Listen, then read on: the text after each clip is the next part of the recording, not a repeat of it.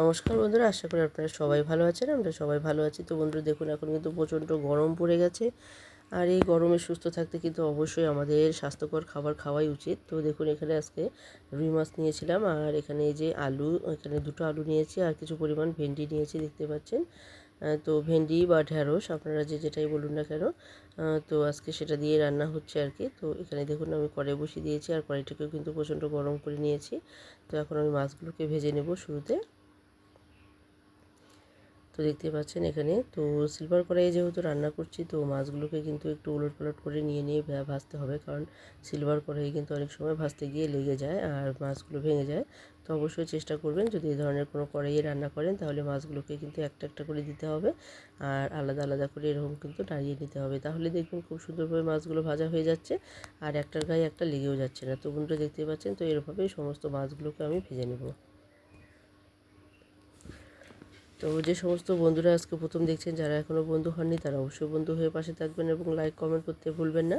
আর বেশি বেশি করে বন্ধুবান্ধবদের মধ্যে শেয়ার করে দিন, যাতে তারাও এই সুস্থ স্বাস্থ্যকর খাবারগুলো খেয়ে সুস্থ থাকতে পারেন। তো বন্ধুরা দেখুন, এখানে মাছগুলো কিন্তু ভাজা হয়ে গেছে, এখন আমি নামিয়ে নেব।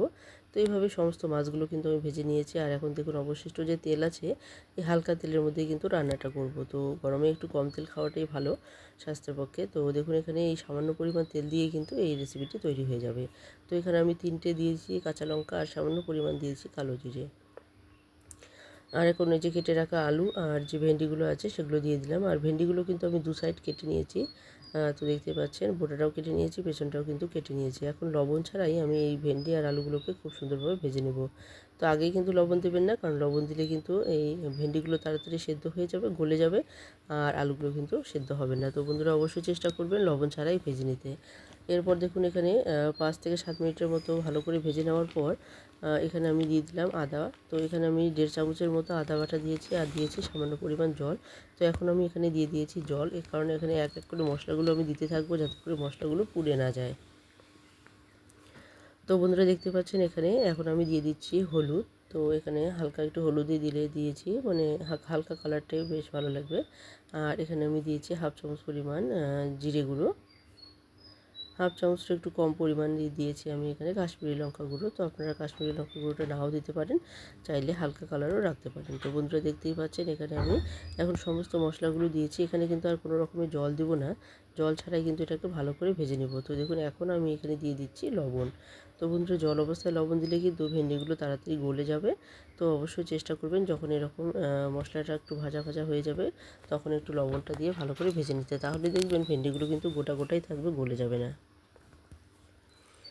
তো বন্ধুরা দেখুন, এখানে লবণ দেওয়ার পরেও আমি কিন্তু 2-3 মিনিট ভালো করে একটুখানি নেড়েচেড়ে ভেজে নিয়েছি। তো এখানে আমি এখন দিয়ে দিচ্ছি জল। তো আপনারা যতটুকু লবণ দেবেন সেই আন্দাজ মতো জলটা দেবেন। তো এখানে আমি 2 গ্লাসের মতো জল আমি দিয়ে দিয়েছি। তো বন্ধুরা দেখতেই পাচ্ছেন, এখানে কিন্তু জল দেওয়ার পর কিন্তু আমি এটাকে ভালোভাবে সেদ্ধ করে নিয়েছি, ফুটিয়ে নিয়েছি, 5 থেকে 7 মিনিটের মতো ভালো করে জাল করে নিয়েছি। এতে করে কিন্তু আলু আর ভেন্ডিগুলো কিন্তু খুব সুন্দরভাবে কিন্তু সেদ্ধ হয়ে গেছে। তো বন্ধুরা দেখুন, যখন এই সবজিগুলো সেদ্ধ হয়ে যাবে, তখন এই ভেজে রাখা মাছগুলো কিন্তু আমি দিয়ে দিলাম। আর মাছগুলো দেওয়ার পরেও কিন্তু আমি 2 মিনিট ভালো করে একটুখানি জাল করে নেব। এতে করে খুব সুন্দরভাবে মাছের ঘ্রাণটা কিন্তু এই ঝোলের মধ্যে লেগে যাবে, আর খেতেও কিন্তু বেশ সুস্বাদু হবে। তো বন্ধুরা, আজকে আমার এই রেসিপিটা আপনাদের কেমন লাগলো অবশ্যই কমেন্টে জানাতে ভুলবেন না, কারণ আপনাদের একটি কমেন্ট কিন্তু আমাদেরকে অনেকটাই উৎসাহিত করে নতুন নতুন রেসিপি তৈরি করতে। আর পুরনো যে সমস্ত বন্ধুরা শুরু থেকে শেষ অবধি সঙ্গে আছেন, সবাইকে অসংখ্য অসংখ্য ধন্যবাদ, এবং সবার প্রতি রইল অনেক অনেক ভালোবাসা। আর পুরনো নতুন বন্ধু এবং সবার প্রতি রইল অনেক অনেক ভালোবাসা। তো বেশি বেশি করে শেয়ার করে দিন, যাতে এই গরমে সুস্থভাবে সবাই বাঁচতে পারে, সুস্থ থাকতে পারে। তো বন্ধুরা, এই সবজি দিয়ে মাছের ঝোল খাওয়া কিন্তু খুবই উপকারী একটি রেসিপি। তো অবশ্যই যদি আপনাদের ভালো লেগে থাকে, তাহলে অবশ্যই বন্ধু হতে ভুলবেন না নতুনরা। আর পুরনো বন্ধুরা যারা পাশে আছেন, সবাইকে অসংখ্য ধন্যবাদ আবারও। তো বন্ধুরা দেখুন, এখন নামিয়ে নিয়েছি। তো কতটা দেখুন এখানে লোভনীয় হয়েছে দেখতে, এটা খেতেও কিন্তু বেশ সুস্বাদু হয়েছে। যারা এখনও এইভাবে খাননি, তারা অবশ্যই একবার খেয়ে দেখবেন। তো বন্ধুরা, আজকে এখানে শেষ করে দিচ্ছি, আবারও চলে আসবো নতুন কোনো রেসিপি নিয়ে। ততক্ষণ সবাই ভালো থাকবেন, সুস্থ থাকবেন, টাটা।